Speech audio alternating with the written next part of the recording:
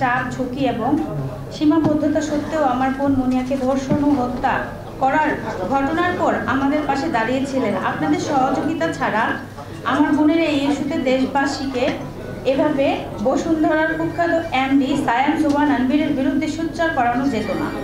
আমি জানি আপনাদের প্রায় প্রতিটি মিডিয়া হাউসগুলো বসুন্ধরা গ্রুপ থেকে মাসে বিজ্ঞাপন পান, তাই অনেকেই সেই বিজ্ঞাপন হারানোর ঝুঁকি নিয়ে আমার বোনের পক্ষে ধারাবাহিক সংবাদ প্রকাশ করতে হয়তোবা পারেননি।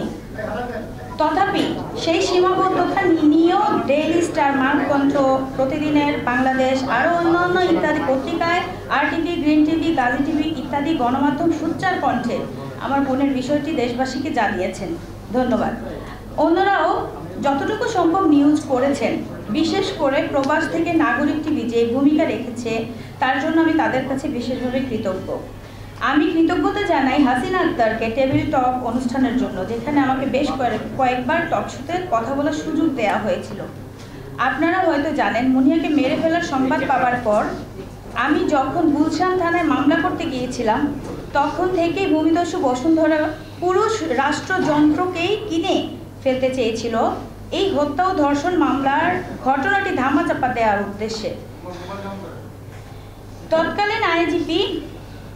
তৎকালীন আইজিপি বেনজির এবং গুলশান থানার DC Sudip Kumar, ADC Nazmul, OC Abul Hossain, SI Ali Ashraf, SI Ali Golam Muktar Ashraf হবে এখানে একটু মানে পিবিআইয়ের যে কর্মকর্তা ছিলেন এটা একটু এডিট হবে, তো গোলাম মুক্তার আশরাফ পিবিআই এবং সহ আনভীরকে বাঁচিয়ে দেওয়ার জন্য নির্লজ্জ ভূমিকা রেখেছিল।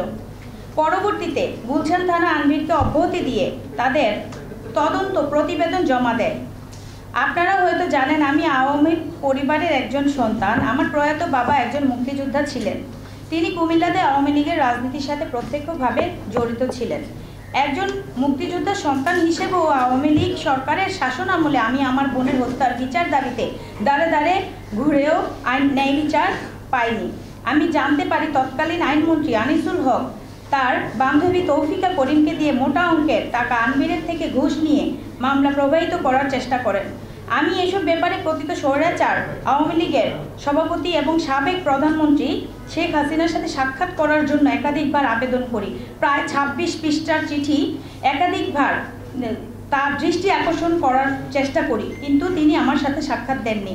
আমরা দেখেছি ছাত্র গণহত্যার সময় তিনি ভবন এবং অবকাঠামোর ক্ষতি দেখতে চান, অথচ ছাত্রদের দেখতে যাওয়ার সময় তার হয়ে ওঠে না। একইভাবে তিনি খুনি আনভীর ও শাহ আলমের সাথে ঠিকই দেখা করেছেন। আপনারা নিশ্চয়ই আনভীরের ফেসবুকে মাসখানেক আগে শেখ হাসিনার সাথে তাদের সাক্ষাতের কিছু ছবিও দেখেছেন, অথচ আমার সাথে একটিবার সাক্ষাতের সময় হয়ে ওঠেনি। সেটা নিয়ে আমি অনেক ব্যথিত। আমি বিশ্বাস করি শেখ হাসিনার প্রশ্রয় না পেলে আনভীররা এত ব্যাপরোয়া হয়ে ওঠার সাহস পেত না। পিবিআইতে যখন আমার মামলাটি গেল, সেখানেও অর্থ ঢেলে তৎকালীন পিবিআই প্রধান বনোজ কুমারকে ঘুষ দিয়ে তাদের থেকেও একটি একপেশি তদন্ত রিপোর্ট নিয়ে আসে বসুন্ধরা গ্রুপ। ওই রিপোর্টেও আনভীর সহ সকলকে অব্যাহতি দেওয়া হয়। আমি নারাজি জানানোর পর সেটাও আদালতে খারিজ হয়ে যায়। প্রিয় সুধী, আপনারা নিশ্চয় নারাজি পিটিশন খারিজের পর নাগরিক টিভির নাজমুস সাকিবের প্রতিবেদন দেখেছেন।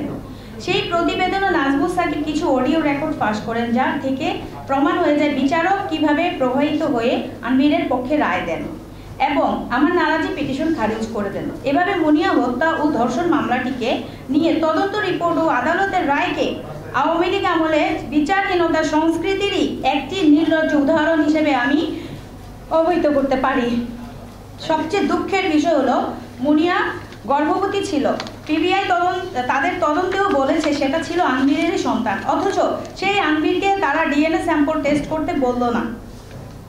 তারা মামলার অন্যান্য আসামি যেমন সাইফা, মিমু, পিয়াসাকে গ্রেপ্তার করলেও আনভীরকে একটি বারের জন্য জিজ্ঞাসাবাদ ও গ্রেপ্তার করেনি। অথচ বিচারের নামে কিরকম তামাশা হয়েছে সেটা নিশ্চয়ই আপনারা বুঝতে পেরেছেন, জানেন। প্রিয় সুধী, এত অন্যায় অবিচারের পরেও আমি আনভীরের হুমকি, টাকা, প্রলোভনের কাছে বিকৃত হইনি। আমিও হাল ছেড়ে দেইনি। আমার মামলা এখনো চলমান রয়েছে আইনি প্রক্রিয়ায়। আমি বিশ্বাস করি স্বৈরাচার হাসিনা পতনের পরে স্বাধীন বাংলাদেশে আমি ন্যায় বিচার এখন প্রত্যাশা করতেই পারি। নোবেল বিজয়ী অর্থনীতিবিদ সর্বজনশ্রদ্ধেয় মাননীয় প্রধান উপদেষ্টা ডক্টর মোহাম্মদ ইউনূস সাহেব, তার আইন উপদেষ্টা ডক্টর আসিফ নজরুল সাহেব, তারা দুজনেই অত্যন্ত ন্যায়পরায়ণ মানুষ আমি জানি। তাদের কাছে আমার বোনের ন্যায় বিচার প্রত্যাশা করছি। আজকের এই দিনে আমি বিশেষ কৃতজ্ঞতা জানাচ্ছি বাংলাদেশের কয়েকজন সুনাগরিকগণকে, আন্তর্জাতিক খ্যাতিসম্পন্ন আলোকচিত্র শহীদুল আলম সাহেবকে, বুদ্ধিজীবীদের মাঝে শহীদুল আলম ভাই এবং ওনার স্ত্রী রেয়নুমা আপা, ওনার যে সংস্থা ছিল সেই সংস্থার মাধ্যমে শুরু থেকেই আমাদের সাথে পাশে ছিলেন এবং আছেন। ওনারা মনিয়া ইস্যুতে আমার সাথে কাঁধে কাঁধ মিলিয়ে লড়াই করে যাচ্ছেন। আমি বিশ্বাস করি আমাদের এই লড়াই আজ আর একার লড়াই নয়।